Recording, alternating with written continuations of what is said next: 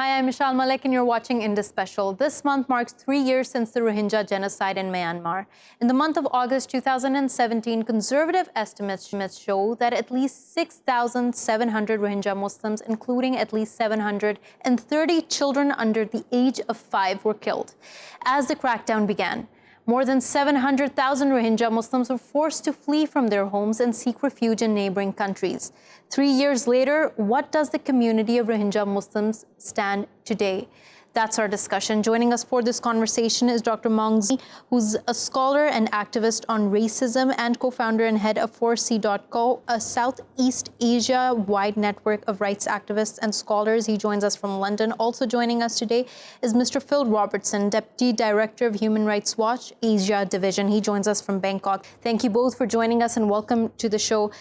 Mr. Phil Robertson, let me begin with you and talk about the on-ground situation today. Of course, August and 25th of August specifically marks this 3-year anniversary of the genocide. But it's imperative to ask if the genocide and the conditions that created for the killing of so many people, for expelling so many people out of the land, still exist today. Well, the situation has not improved either for the refugees who fled to Bangladesh. There's over 1 million of them there now, making it one of the world's largest refugee camps, as well as the 600,000 Rohingya who still remain in Rakhine State. We're not seeing any political commitment or political will from the Myanmar government to find a way to bring these people back, despite pledges to do so. There's no changes in the kind of abuses that happen to the Rohingya who are still in Rakhine State. And there's no indication of any accountability for what happened to the Rohingya 3 years ago. Right now we're seeing that the International Court of Justice, this in January 2020, imposed provisional measures on Myanmar to prevent genocide while it adjudicates alleged violations of Genocide Convention. We've got the International Criminal Court investigating Myanmar's forced deportation of Rohingya and related crimes against humanity. And the reality is Myanmar has done nothing really to comply with these international justice measures. It's not permitted the UN to investigate grave crimes inside the country, nor conducted credible criminal investigations of its own into the military atrocities. So it's like time has stood still for the Rohingya. There's still no justice, there's still no accountability, and there's still rights abuses taking place inside Rakhine State. Mr. Robertson, these actions, or lack of actions, one must say, of the Myanmar government, how do they impact not just this community, but in fact the region in which these Rohingya Muslims have to flee to try to find refuge? Well, it's obviously had a major impact on Bangladesh. And Bangladesh now, unfortunately, is proceeding down the course of trying to make the Rohingyas' lives miserable in those refugee camps by cutting off the internet access, now building barbed wire fences around the refugee camps. There's been cases of extrajudicial killing of Rohingya refugees. You're seeing a Bangladesh government that has decided now that the Rohingya have been here long enough and we need to try to figure out how to make their lives a little more miserable so that they consider going back home. Once again, the Rohingya are really stuck between a rock and a hard place. We're encouraging the Myanmar government to get serious, to recognize that, the terrible suffering it's caused to the Rohingya won't disappear, even there is a global pandemic and the attention of the world is elsewhere. And that Myanmar actually has to accept an international solution that provides safe voluntary return of the Rohingya refugees. While at the same time, Bangladesh has to recognize that they have to treat these people humanely. And the international community has to step up not only to provide the necessary assistance to the refugees in Bangladesh and pressure the authorities in Bangladesh to make sure they don't abuse the refugees, but then also really pressure and sanction Myanmar if they do not do what they need to do to allow these people to return home, again, in safety, dignity, and voluntarily. Right. Mr. Robert, stay with me on that point because I'm going to come back to it and we're going to talk about if the solution you present and that being the only option will actually happen? Is it likely for that to happen or not? But I want to jump to Dr. Maung Zarni and talk to him about the community itself, the community that suffered a great deal, and now, as Mr. Robertson tells us, are also suffering at the hands of those that have provided or claimed to provide them refuge. How scattered is the community all across the world? What are their sentiments, especially as this is the 3rd anniversary of what happened in 2017? Where do they stand today? Well, today, there are far more Rohingyas scattered across the world, and many of them unrecognized refugees, because the 1 million refugees in Bangladesh that Phil mentioned, they have not been accorded due recognition either as a Rohingya officially in the bilateral communications between Myanmar and the Bangladeshi government, nor have they been accorded the legal rights that pertain to them being refugees. Secondly, I think yesterday marks the 3rd anniversary of the largest wave of genocidal purge. But to really understand the situation, we need to understand that the genocide did not begin 3 years ago yesterday. It has been a national policy of persecution of genocidal nature. In other words, Myanmar state has adopted policies and practices that are aimed at both symbolically, officially, and physically the Rohingya community that have been in Burma way before Burma became a nation state in 1948. So that's a situation. We are looking at the situation where Rohingyas have been subjected to a textbook example of decades-long persecution with the intent by Myanmar governments since 1970s to destroy them, to erase Dr. their Maung Zarni, existence, to erase them from the history of Burma. Right. Dr. Zarni, if I could step in here. As you say, the government and its aim to wipe them out of Myanmar has been ongoing quite long before 2017. It's really important to ask who really rules Myanmar. Because while you do have Aung San Suu Kyi in power there, it seems like it's still in the hands of the military. Who is running the country? Who's causing for all these atrocities to take place? The policies of persecution and destruction towards Rohingya was adopted by the Myanmar military that ruled Burma as military junta since 1962. Then Suu Kyi and NLD were elected overwhelmingly 5 years ago in 2015. But we have a hybrid system of governance in Burma where I would say the real power continues to lies with the military and those who run the military. But nonetheless, Aung San Suu Kyi's role is also very important. She is, what she calls the power above the president, and she has helped justify Myanmar military's atrocities against Rohingya and also other minorities such as Rakhine in the same region. And she has gone to the International Court of Justice to dismiss the Rohingya genocide allegations by the state of Gambia and to defend the military against the credible allegations of genocide. So we have two-tier system of government where both leaderships are equally complicit and directly and criminally responsible for the ongoing genocide against Rohingya today.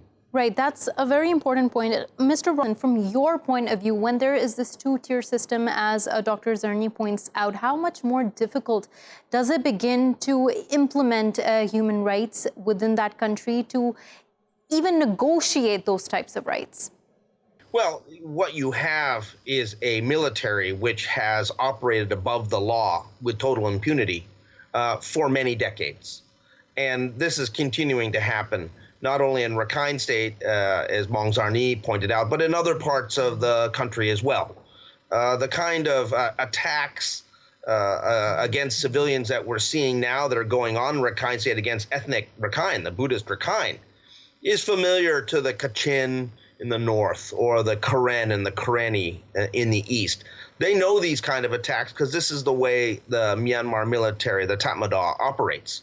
You know, it operates as a rights-abusing force that targets civilians as a core part of the way it operates. And the problem is that Aung San Suu Kyi, as the foreign minister and as the state counselor, has been actively engaged in covering up those atrocities and making excuses for those atrocities. Why do you think that is? Mr. Robertson, why that is? Because that's also important to dig deep into. A woman who was given the Nobel Peace Prize, who was put on a pedestal, has fallen from grace, and she continues to defend them. What do you think is the reason for that? I think that she's engaged in some sort of dance or dialogue with the military to try to maneuver them out of power. I think it's a futile effort. I think that they have been basically making her look foolish every step of the way. If anybody has lost real credibility, it's Aung San Suu Kyi, because she is the one who started with as you said, a golden reputation at the international community and the Nobel Peace Prize, and has fallen so far. Everybody always knew that the Tatmadaw was a rights-abusing force of the first order, one of the worst rights-abusing forces in Asia. And the reality is that they have continued in the same way without any real significant damage to themselves. Right. There's been a few commanders who have been hit with targeted sanctions, but the reality is very little has been done. And that's where we have to take up the international community and have to say that, look, you really need to come with systematic sanctions against the top commanders of the Burmese military and also the military itself. Right. Dr. Maung, on the ground, the community within Myanmar, of course, what's happening is state-sponsored, the violence, but within the community, what kind of hostilities exist by the people towards the minority? I mean, you will find very little support among the dominant Buddhist Burmese majority, as well as among the, other national minority groups, such as Kachins and Shan and Karans and Karennis that Phil mentioned, who are also similarly oppressed, perhaps not to the level of a genocide that Rohingyas suffer. But that is not a natural thing. That is the direct result of basically decades of demonization, stigmatization, and dehumanization of Rohingyas, who have been portrayed by Myanmar governments in textbooks as well as in the popular media as illegal migrants from across the Bangladesh. And so as a result of decades of systematic propaganda against Rohingyas, the general population of different ethnic groups in Burma, including majority and minority, Rohingya minorities, have become rather hostile towards the Rohingyas. But I think the one thing that Phil said is very important that I want to echo and pick up on.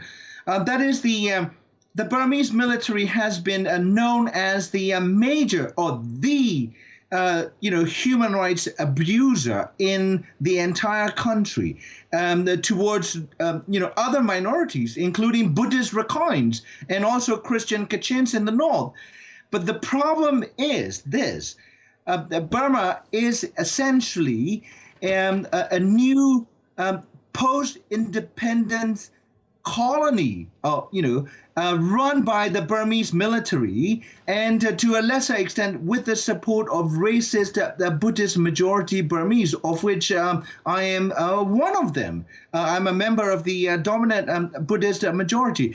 We have a colonial situation with respect to, the non-Burmese majority minorities all scattered across 5 border regions. So that's why, we continue to see Aung San Suu Kyi and military generals collaborating when it comes to majority-minority relations. Aung San Suu Kyi shares the same neo-colonial perspective towards other non-Burmese minorities. That's why she continued to defend military. She has this psychological problem towards the armed forces known as Tamador, which was founded by her father. She wants to redeem this armed forces which her father founded. She identifies with the military leaders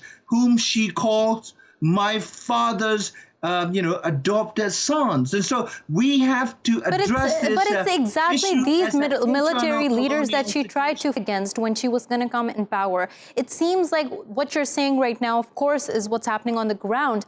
But it's interesting to note the trajectory of things. She disagrees strongly with the reforms, the pace and the scope of reforms which the military is trying to delay and essentially derail. Yeah, and so she's got this, the rather futile logic that treat the military with kids' gloves and bring them along on the reform trajectory that she wants to go. But she's focused on the well-being of the majority at the expense of 40% of the country's population, which is the national minorities of different ethnic and religious backgrounds, including Rohingyas and Buddhists, Rakhine and Christian, Kachins and Karens and whatnot, where she is on the same page with the military is she believes that the Burmese, we, the majority, are the guardians of this country, and we are the big brother. We decide what is good for the rest of the other ethnic groups. Right. That is the crux of the problem. We have a colonial situation, not simply individual rights abuses that have been inflicted on different ethnic communities. Right. Mr. Phil Roberts, talking about this legacy of hate, that's the best way I think I can put it, and talking about that, rendering these communities stateless, the Rohingya Muslim stateless, and now them having to find refuge in other countries. How much more complicated does that situation get as compared to a refugee who does have a state, who does have citizenship, but is trying to find refuge? Well, certainly the refusal of Myanmar so far to take these people back from Bangladesh is a fundamental problem because they're not going anywhere else. I mean, the reality is that there's no third country resettlement for the Rohingya.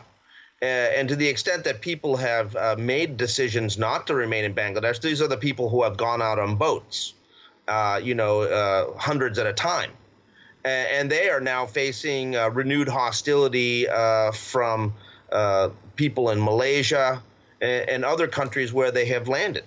Malaysia is continuing, for instance, to prevent the UN Refugee Agency to have access to the latest arrivals in Langkawi in Malaysia. That's just unacceptable.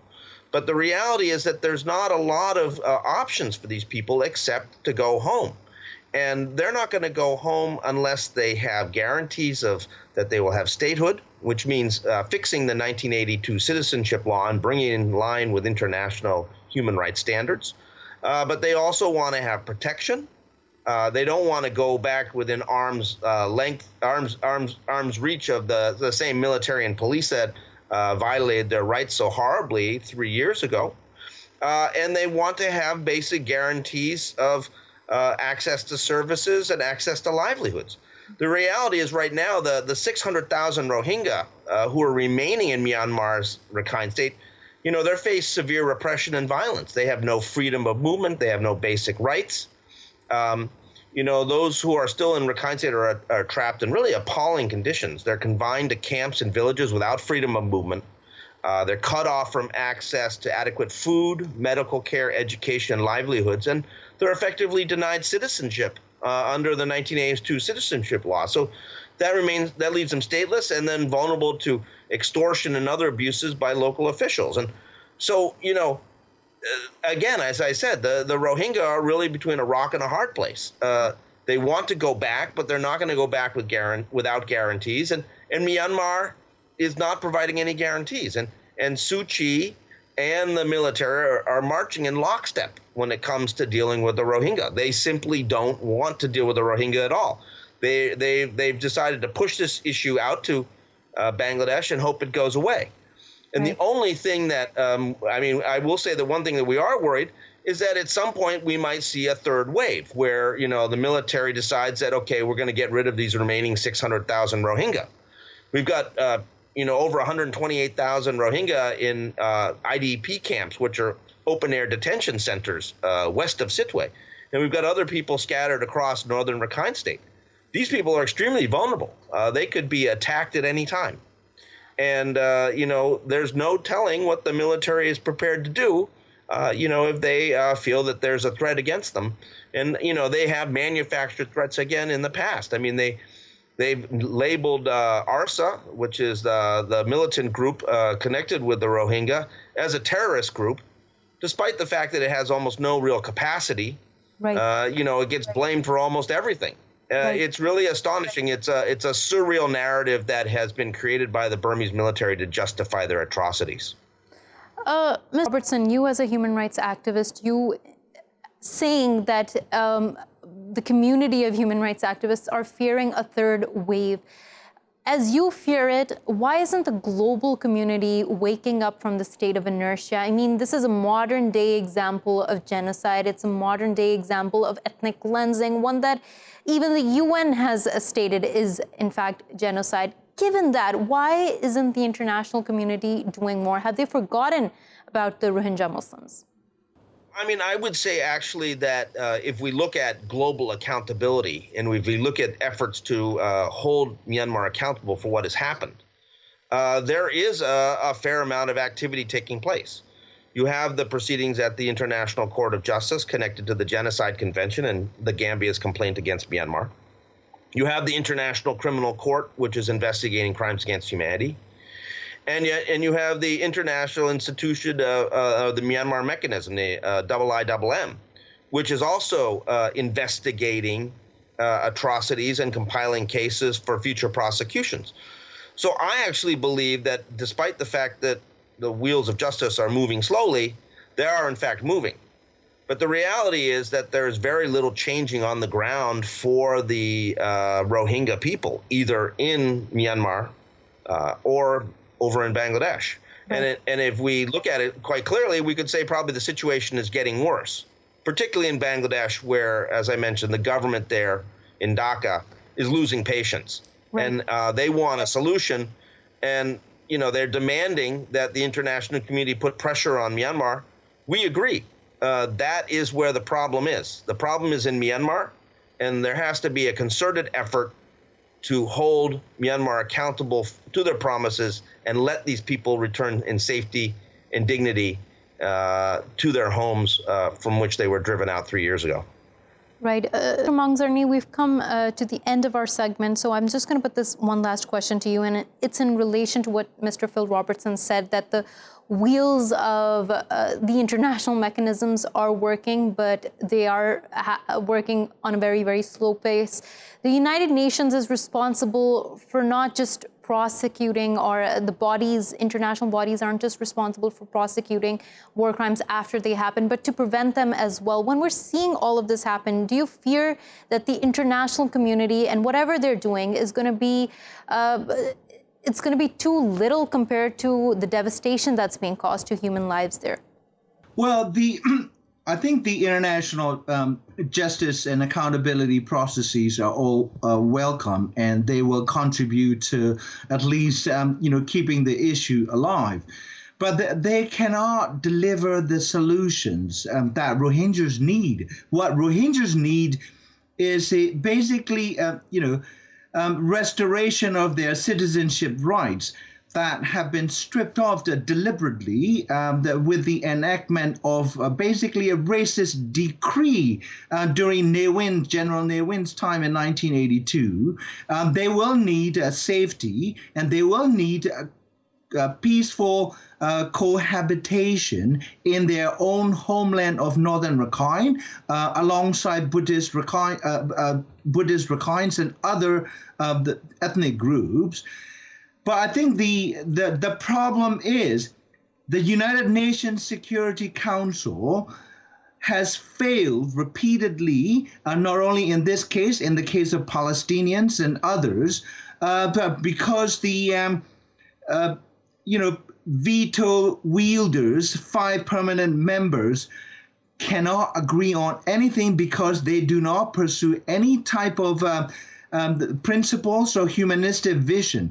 So because the main powerful body in the world has failed to discharge its chartered mission, we are seeing Rohingyas as being the latest victim of the failure of the UN. And Right. the UN as a whole cannot do anything unless top 5 powerful member states agree on something. And so I think we are looking at a very bleak situation. However, the silver lining is the Arakan Buddhist community, particularly new generation leaders of Arakan army, have offered olive branch to their Rohingya Muslim brethren. They want to work with the Rohingyas. They want to move towards a more inclusive Rakhine, both identity and as a regional political state. And so that is something that international community should pay attention to and support reconciliation between Rakhine Buddhists and Rohingya Muslims. Right. We're going to go for a short break. When we come back, we take a look at how restrictions and violence in Gaza has intensified in the past couple of weeks. Stay with us.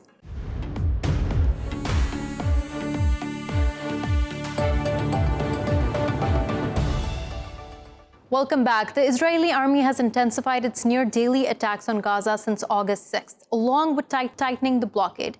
This comes as the Strip is already on the brink of collapse. 70% youth unemployment, 97% of Gaza drinking water contaminated by sewage, 70% of the population of the Gaza Strip is food insecure. Health infrastructure is extremely weak, and now recently Gaza's lone power plant has shut down. All this combined, will the people of Gaza see an end to the misery? Joining us for this conversation today is Ms. Youmna ElSayed, journalist from the Gaza Strip, and Mr. Jafar Ramini, who's a Palestinian writer and a political analyst, joining us from London. Youmna, I'd like to begin with you. Now, what have the past 14 to 15 days felt like living in Gaza?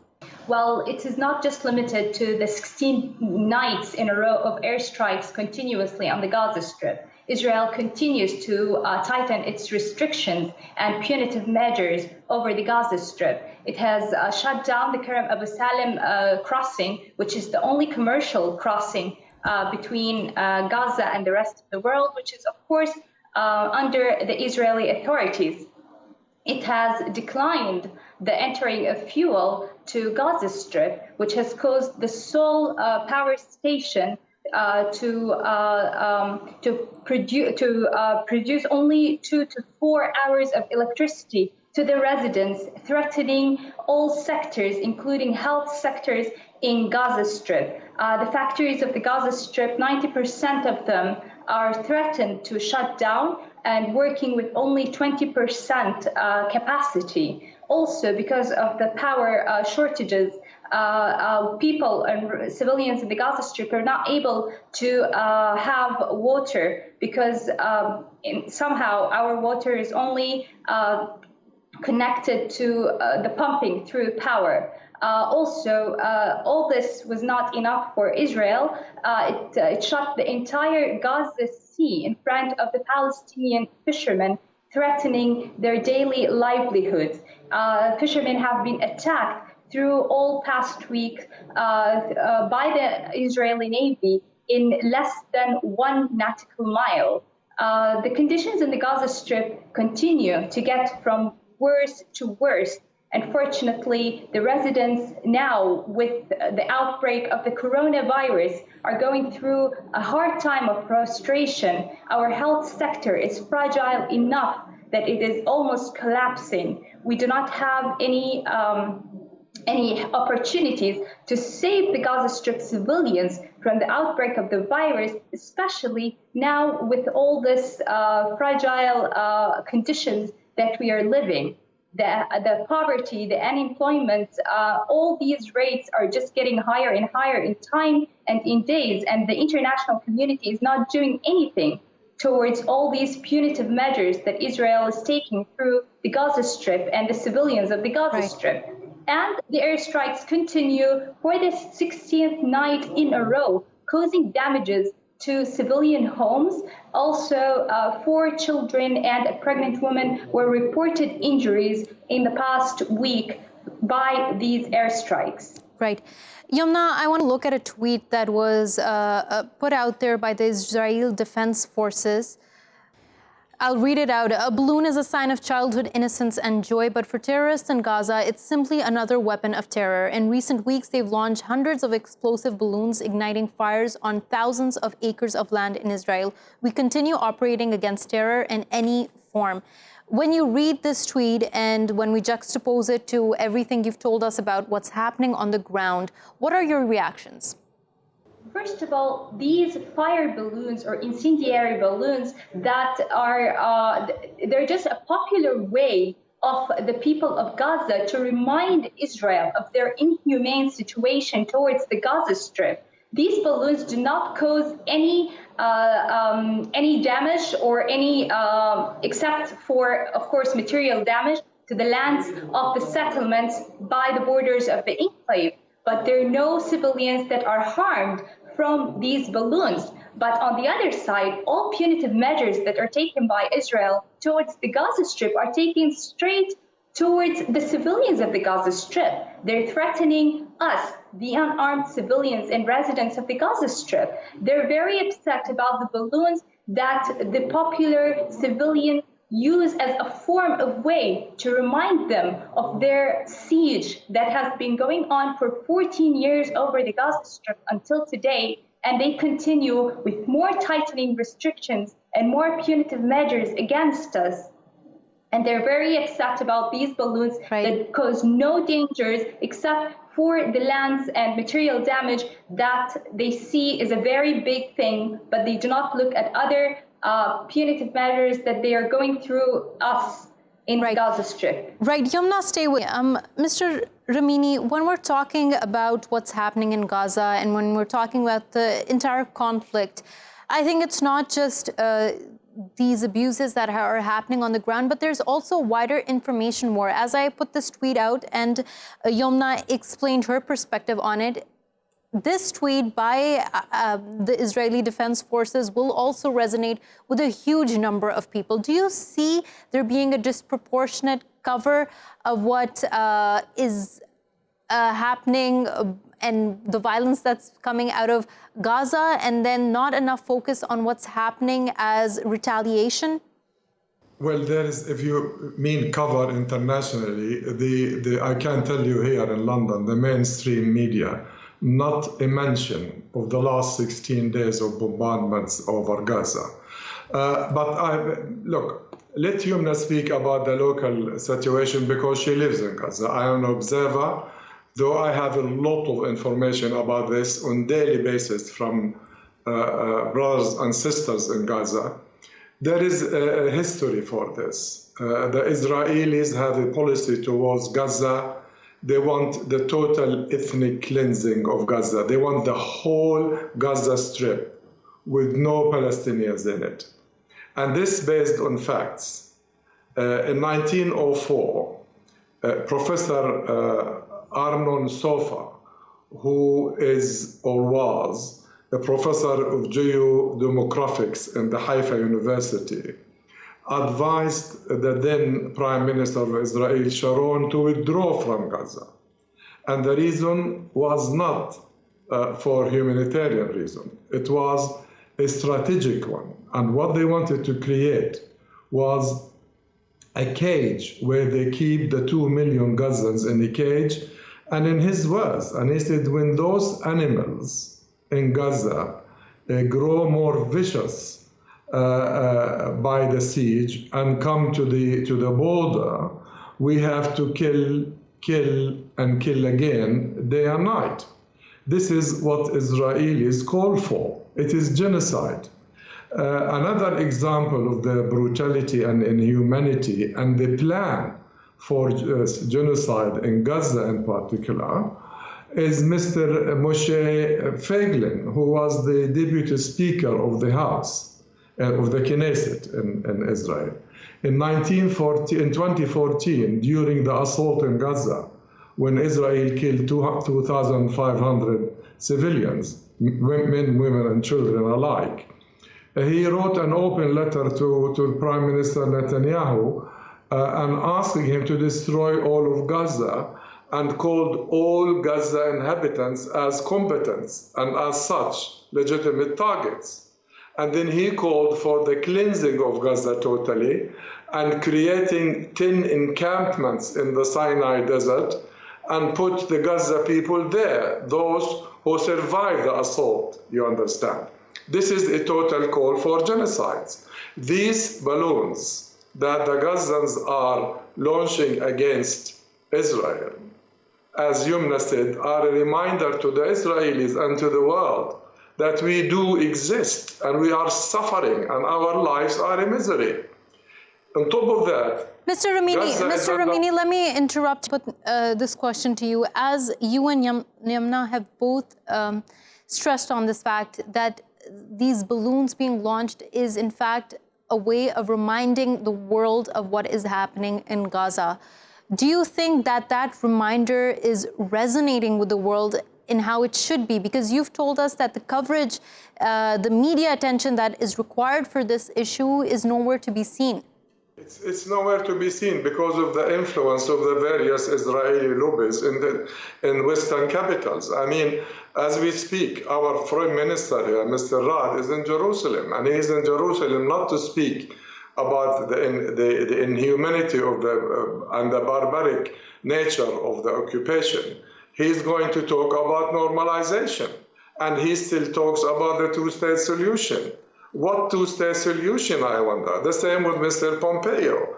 This is genocide on a large scale, as is defined with the Human Rights Commission. And after all, Gaza is occupied, and occupied people, according to the Geneva Convention, right, they are allowed to resist by any means available.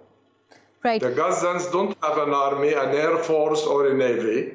They use balloons. Mr. Ramini, stay with me. Youmna, the United Nations said that by 2020, Gaza will be unlivable.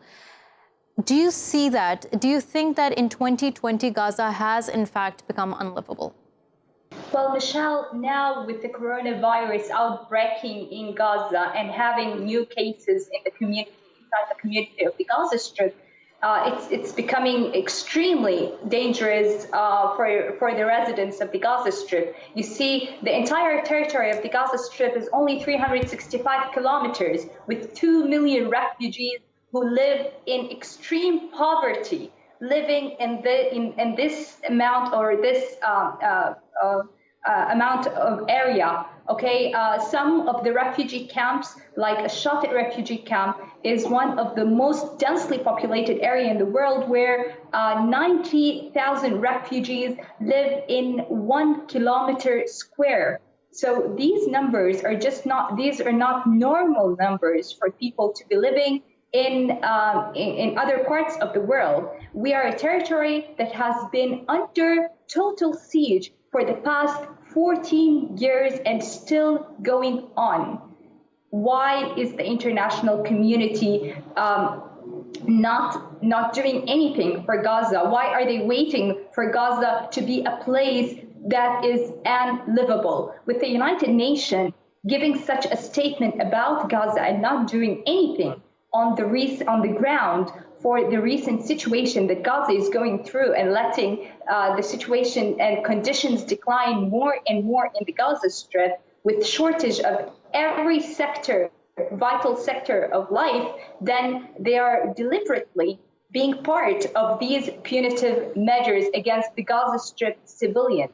They are deliberately standing with Israel in trying to get over with the Palestinian residents in the Gaza Strip. Youmna, since I'm short on time, I do want to put this question. I know I've been trying to get to it throughout this segment, which is the news that is being presented about Gaza, how it is being presented. Now, you being a journalist, how difficult do you find it reporting what is happening on the ground, especially after we hear about the type of biases that exist across social media, not just mainstream media? Well, I think as a journalist who's living in ground and seeing everything that's happening, that we are declined our right of having very fair media coverage for exactly what is happening in the Gaza Strip, for really what is happening in the Gaza Strip. Not all media stations and not all agencies do exactly say the truth about what is going on in the Gaza Strip. And I don't know if that is because of the power that Israel holds over the governments of these agencies or media channels. But I know for sure that not the entire truth is being presented to the people, because if it was, I'm sure that this wouldn't be our condition until now. The suffering that we are suffering in the Gaza Strip is way far and way more than what is really being presented on the media. On that point, Youmna, we're going to have this segment. Thank you so much for taking out the time and joining us. Youmna ElSayed from Gaza, Mr. Jafar Ramini from London. Thank you for watching Indus Special. We will see you again next week with more stories. Till then, goodbye and take care.